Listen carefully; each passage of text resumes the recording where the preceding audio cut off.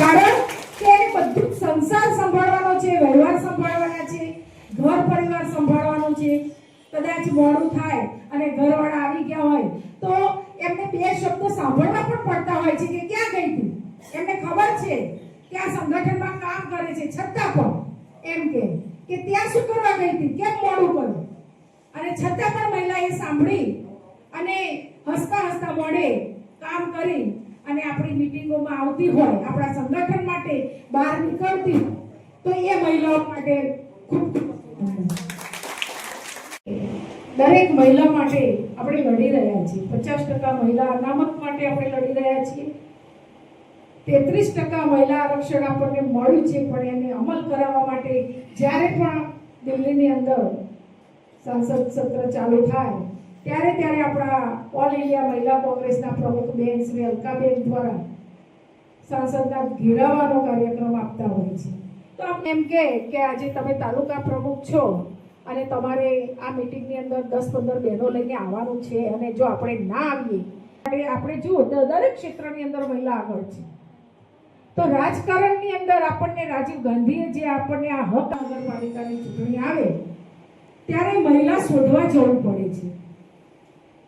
અને નવસાદભાઈએ કહ્યું કે ના મળે તો છેલ્લા અમારે અમારા ઘરવાળાને લડાવવા પડે છે.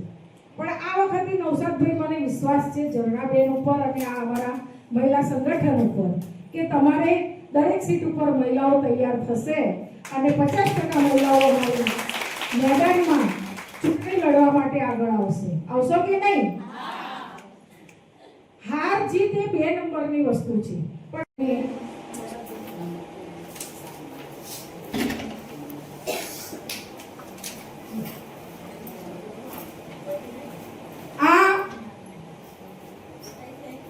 નંબર તમે બધા નોંધ કરી લેજો, ફોટો પાડી લેજો. આ નંબર ઉપર તમારે મિસ કોલ કરવાનો છે અને મિસ કોલ કર્યા પછી એના WhatsApp ઉપર તમે ફોટો વિડિયો પણ મોકલી શકો છો.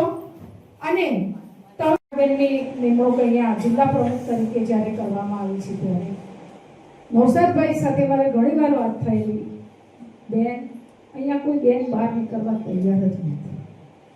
જ્યારે પણ મારે ચર્ચા થાય તો ભાઈ બહુ ચિંતા કરે કે ગીતાબેન શું કરું કે આટલી વિકટ પરિસ્થિતિની અંદર કોઈ સામાન્ય પરિસ્થિતિ નથી. અત્યારે અમને ભાઈઓને પણ અમારી પણ જિલ્લા કારોબારીની મિટિંગ કરવી હોય છે તો 3-4 વાર અમે લોકો ફોન કરીએ ત્યારે 60%, 65%, 70% જેવી હાજરી. અને તમે WhatsApp પણ કરી શકશો. તો એના માટેનો એક નંબર ગઈકાલે જ લોન્ચ કરવામાં આવ્યો છે અને એ નંબર હું તમને હમણાં આપું છું. એ નંબર ઉપરથી તમે બધા જ મદદ માટે ફોન કરી શકો છો અને કમ્પ્લેન કરવા માટે પણ ફોન કરી શકો છો. આ માહિતી આપવા માટે તમે એના ઉપર ફોન કરી શકો છો. તો આ એક અભિયાનને લઈ અને આવનારા સમયમાં દરેક તાલુકાની અંદર આ અભિયાન ચલાવવાનું છે. એમાં ભાઈઓ પણ સાથ આપશે અને ભાઈઓ બહેનો ભેગા રહી અને આ અભિયાનને આગળ વધારીશું. ખૂબ જરૂરી છે. ઝરણાબેનની પહેલી પ્રાયોરિટી અને જવાબદારી તમામ તાલુકા પ્રમુખો, શહેર પ્રમુખો અને તાલુકા અને શહેરની બોડી બનાવવાની છે.